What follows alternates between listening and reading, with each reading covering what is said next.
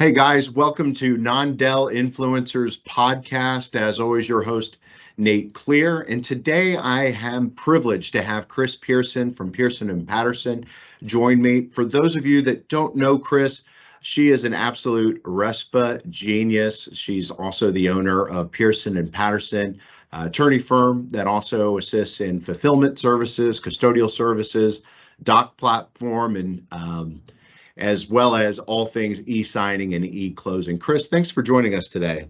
Well, thank you very much. So, guys, this is really going to be geared towards anybody that's currently a broker looking at correspondent lending and really diving into the details of the recent NAR judgment and what potential opportunities exist. And really, what kind of struck me is, hey, we got to have Chris on our show. Anybody that's a customer of First Funding knows that you get set up with us, you're going to execute your custodial agreement. One of those signatures is Chris Peirson, who we have on with us today. And Chris said, hey, did you see that NAR judgment? And I said, yes, I did. She goes, that's really big for you guys. And so we started having a dialogue about what that meant and what that means for our existing lenders, but more importantly for our prospective lenders. But before we dive into that, Chris, can you bring our listeners up to speed on what it is we're talking about when we're referring to the NAR judgment? Yes. What we're talking about is the way that real estate agents sell property. And this kind of goes way back into antiquity with the development of the MLS. And what typically happens is a listing agent lists a property with a seller.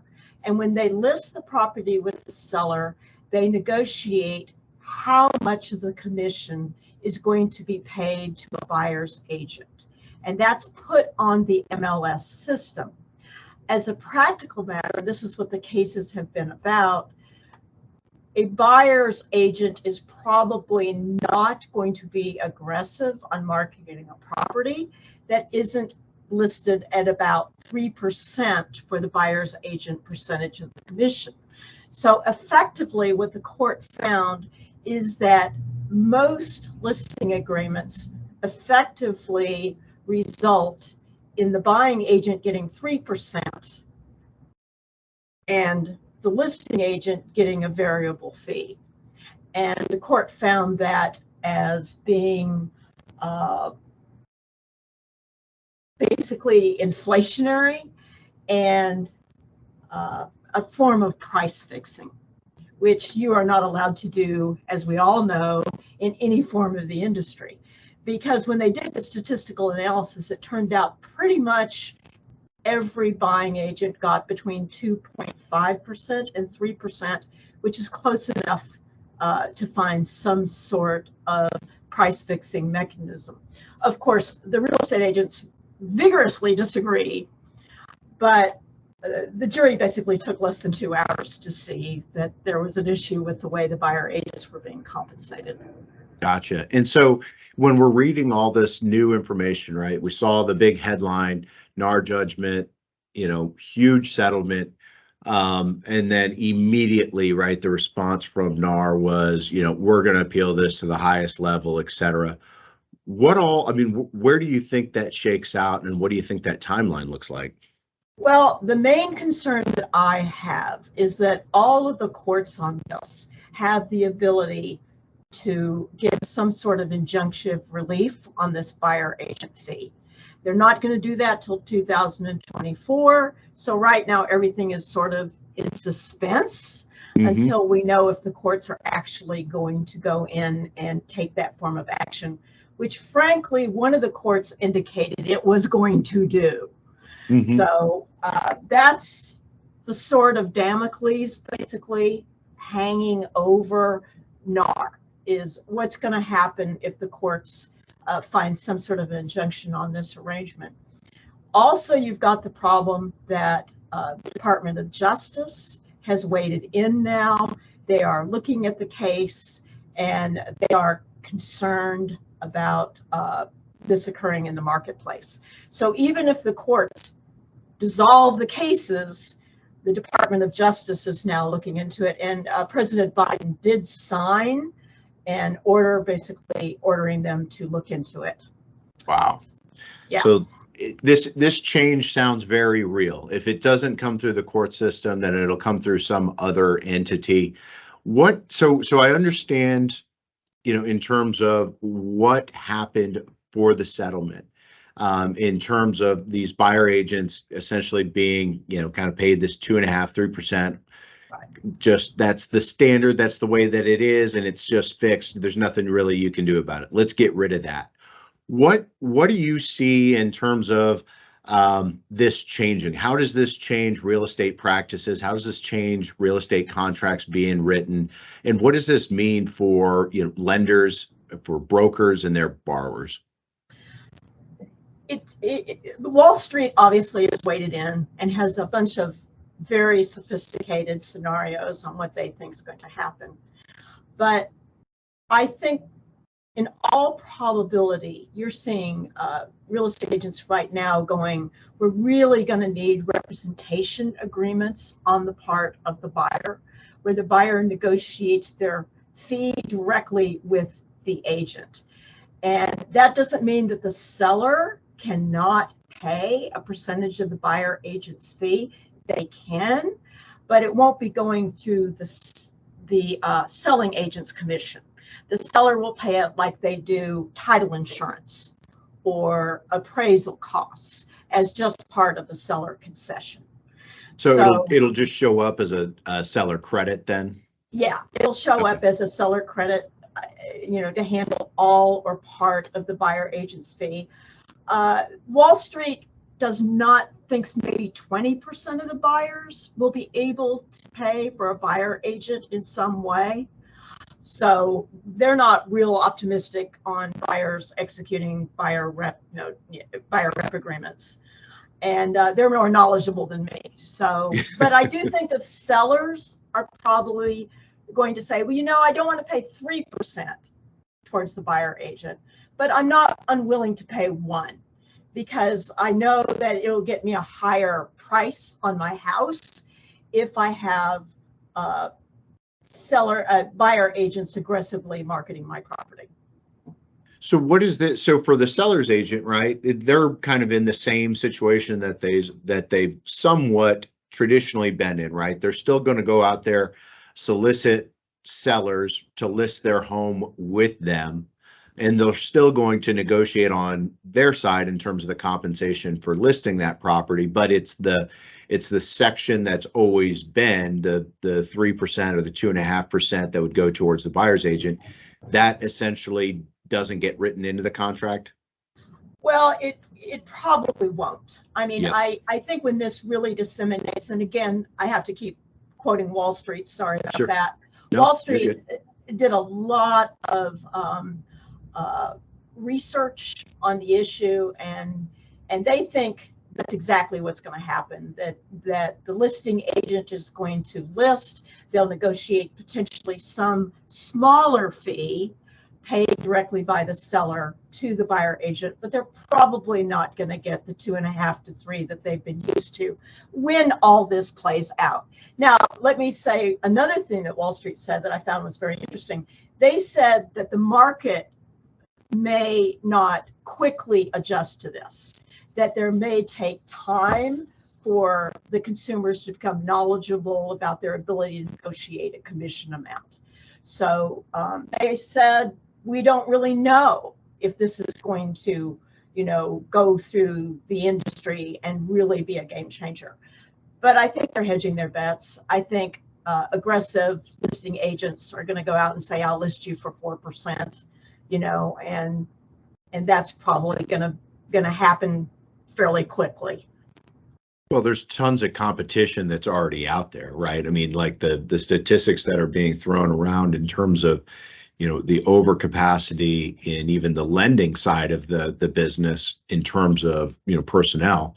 It's bleak, right? There's a lot of talk of there needs to be additional contraction in the labor force on the mortgage side. Well, if we're hearing that, then certainly it's true on the other side in terms of real estate agents, et cetera. So you're going to need something that's going to set you aside from all the other competition. Not to mention, right, the problem that we've continued to see and will continue to see in terms of just overall being inventory for houses to be listed for sale or for buyers to go purchase. The way Wall Street puts it is there's going to be a smaller commission pool. Right. The pie has gotten smaller. The pie is getting smaller for all of us. That's it. It's not just the real estate agents. And I do think that this affords what you just said in terms of industry contraction. Mm-hmm. This is going to be a bit of a game changer, but really Zillow has already started it. Something like over 50% of people now find their properties online, and they contact the listing agent directly, and the listing agent puts them with a buying agent because they have to pay them anyway. Right. So I think that is going to be the true game changer, where the super agent that is on Zillow and Realtor.com is going to be just, really powerful in terms of placing borrowers with potential agents or representing them themselves. And right now they have to use a buyer agent because of the way it's structured. Right. You don't have to do it if this gets implemented. Yeah, because that seems to be the more natural progression from where I sit, in that if you can find your house online, right, the one that you want, and you're like, absolutely, that's it, and you just need somebody to show it to you. If you have the ability to just reach directly to that listing agent who's going to know the most about that property anyway, to then go show you, and then at the end of the day, you're like, yep, this is the one that I wanted. Right? Like there's not a ton more work to be done. Again, that's what Wall Street says. They say that this is going to reduce the friction in the industry on buying a house. And that's what they're predicting. I personally think that's where it's going to go. Gotcha. So as we're peeling into this, right, I think that there's some natural solutions for the buyers, right? So if you're a buyer and that you're able to go direct to a listing agent, or even negotiate your buying agent fees, et cetera, and am I getting that correct too? Is that part of the solution for buyers? Is that they may seek representation, but instead of just reach out to your brother, sister's mother about, or your brother-in-law's mother, or some, whatever that analogy is, that it's just already assumed that those costs are going to be incurred by the seller? Are they now going to, when they reach out to those buyers agents, will those buyers then essentially be asked, okay, cool, this is what my cost to show you these houses are. This is what it is for me to issue a contract. This is so on and so forth. Or what do you think that looks like? Well, first of all, I think a buyer's representation agreement is fantastic for everybody. I mean, my preference, of course, as a lawyer, is to see buyers paper up. I want to see you get a representation agreement, because then you know where you stand. Right. And the typical buyer representation agreement gives a credit if the seller is going to contribute towards your commission. So you could negotiate something with a buyer agent where you say you agree to pay them, say 1%. And if the seller also agrees to pay 1%, effectively you'll be paying nothing, just like you are today. But it would be negotiated separately and transparently with the seller. And that's the big change. It isn't a hidden cost. It's a cost that's out in the sunlight. And everybody knows what it is, and it's been negotiated. And the buyer gets actual representation, not indirectly from basically what amounts to a seller sub-agent. Yeah. Well, and I think that's huge. I know that in the home that I purchased, in 2020, The seller had just purchased that home like 6 months previous. COVID lockdown occurred. They had 3 kids, married, both the husband and wife were used to going to work. So the house was perfect for that. But as soon as they were grounded, they both had to work from home. The kids needed to be schooled at home. They're like, there's no way this is going to work, right? So they had to sell the house, and that, to our benefit. But what was interesting to see was that the listing agent also represented them on the buy side for that particular closing. So they got their 6 points there. When they went to go list the house, it was for another 6. And so he was still, that same real estate agent was a listing agent. And then, naturally I had a buyer's agent on it. But in the matter of, I don't know, 7, 8 months, picked up 9% of that. And of course, the property appreciated between the time that they had originally bought it and we had purchased it. So it's just almost 10% of that entire cost, right? Went to the real estate agent. It's what you're pretty talking remarkable. about there. Yeah, what you're talking about there is really the super agents. Yep. And honestly, 20% of the agents make the deals happen. Okay. So, it's the old, what do they call it, Pareto rule. 20% of the agents do 80% of the deals. And you were obviously watching a super agent at work. Yep. Or a premier agent, to use another term for them. Yeah. And so I think what we're going to see here is, some natural, savings, right? To ultimately to the consumer, which is fantastic to see, especially as we, even regardless of everything else that's going on in this world, interest rates, cresting at 8% and coming down a little bit, but still much, much higher than what we've seen, 12, 18 months ago. Any type of savings is going to be a win. Absolutely. And internationally, our real estate commissions are significantly higher than England, Australia, or the rest of the world. So there's some legitimacy to what you're saying, is we may be, the way we structured it with the MLS may be a little more expensive than perhaps it could be in a free market. Right. So as this pertains more to brokers and lenders, and this is really kind of the hallmark, right? These are, our listeners are generally brokers that may be interested in correspondent, existing non-delegateds, or even, correspondent lenders that are just looking for, an edge in the marketplace. What's the opportunity through this NAR judgment and what seems to be coming down the pipe here in the next in 2024? What's the opportunity for, say, a broker in this environment? Well, the problem that a broker has is they're not defined legally as lender. And if you're a lender, then the realtor can put down one of your cards. But if you're broker, you really can't, because you're not a lender. And the rules on steering are you put down 3 lenders card.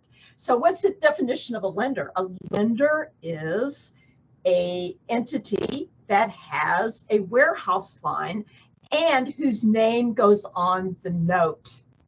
Right. So basically you've got the equivalent of a credit line. Now, if you're going to be going out and marketing, let's just call them the super brokers or the super real estate agents. Right. The first thing you need to tell them is, I've got a line of credit. I'm not a broker. I'm a lender.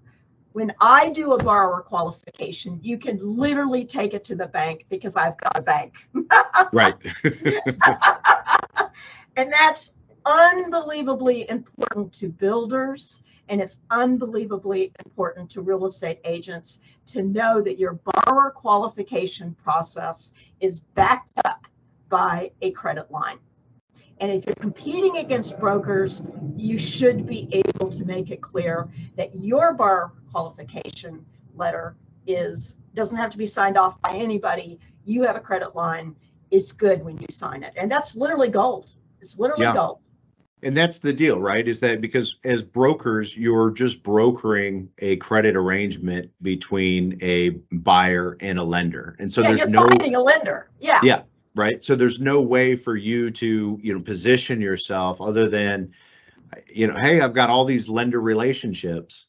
Instead, as that, as a non-delegated correspondent or as a correspondent lender, you're solidifying, and this is something, we've been talking about for years and years and years and years, is that you want to solidify to real estate agents, to title, to builders, to buyers, to sellers, et cetera, that you are the lender. Your name's on the closing documents. You're sending your wire to closing, et cetera. So, and thank you for making that distinction, Chris.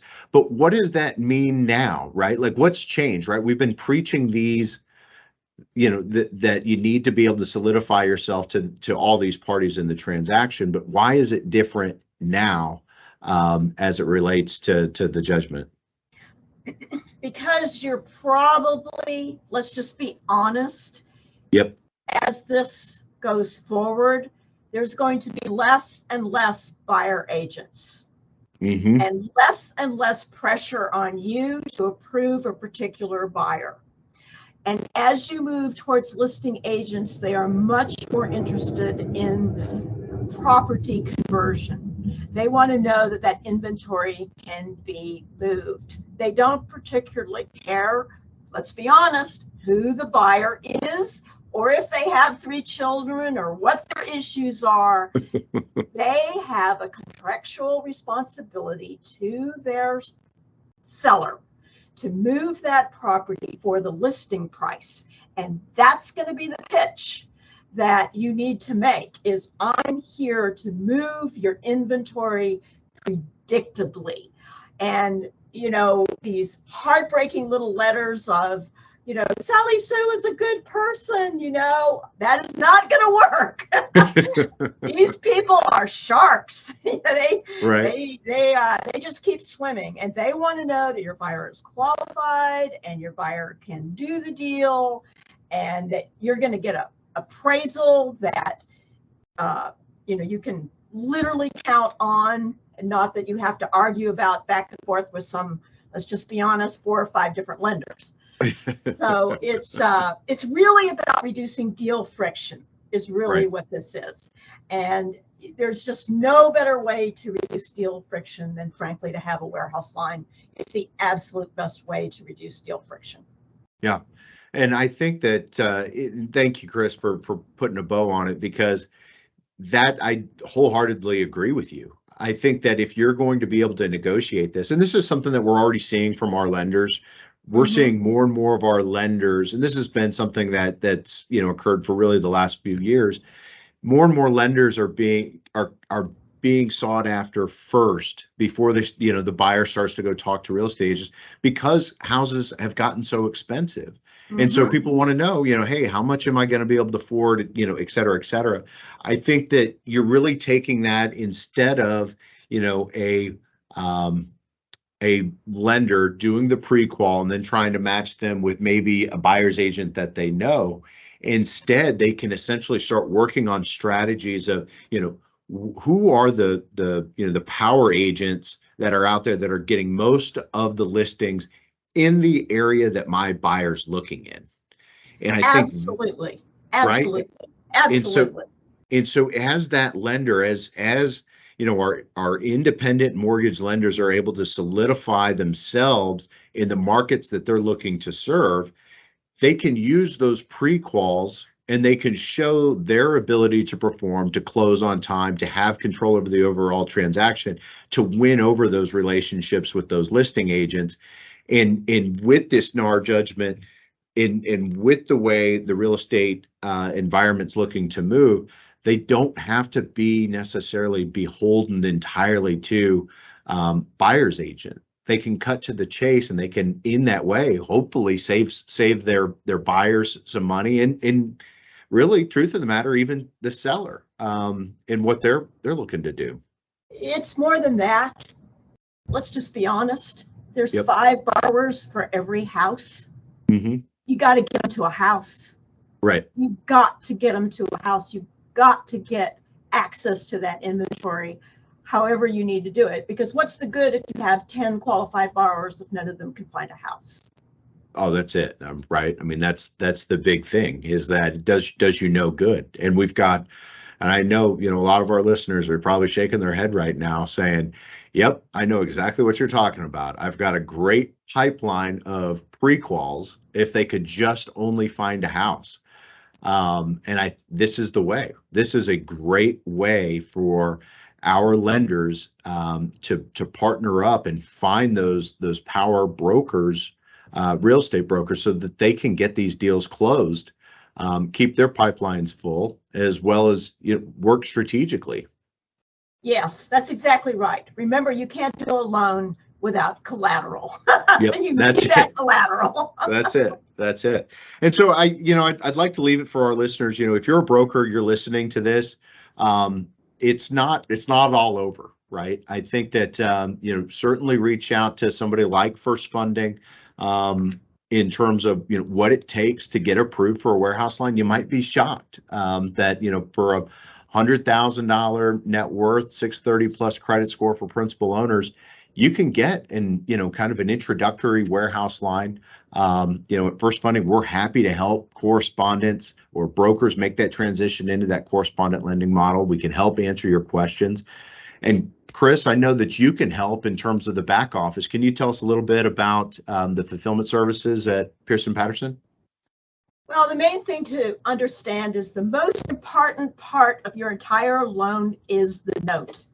Yep. And if you remember that amount on the note, the $400,000, that's what you're dealing with. You're basically dealing with money as you move money from point A to point B. So all I can say is, and title insurance does not cover your note. Right. So you want someone handling your collateral who takes it seriously. Yep. Because it's serious. Absolutely is. And that's why we appreciate so much of the support over all the years and currently, and being able to, receipt notes same day, get the proper endorsement done, attach the Bailey, get it shipped timely in a traceable fashion, and as well as follow up on the delivery. Because it's they're really as good the as most gold. important part. It really is. Other than getting a warehouse line, and I can tell you as a RESPA attorney, representing a broker is a nightmare. It's so many barriers in terms of being able to legally defend what you have to do to earn your fee. But you know what you have to do if you're a lender? Prove up they have a warehouse line, and that's the end of your defense. Right. Well, it's good for everybody to understand and appreciate that kind of importance and the distinction between those roles. Mm-hmm. And I know, Chris, we could go down into a whole rabbit hole in some of the conversations that we had heard last week and all the worries and concerns, but I think this is sufficient for now. I think this gives our lenders a lot to think about in terms of how they approach the new year. And, for the brokers that are out there, what to do in terms of pivoting, opening up a new channel through which you're going to do your business in 2024, so that you can have the most success. Thanks, Chris, for joining us. Guys, if you have any questions, please feel free to send them in to info@non-delegated.com. Please be sure to share and subscribe this podcast to all your friends, family, coworkers, etc. And we appreciate you for listening. Have a good one.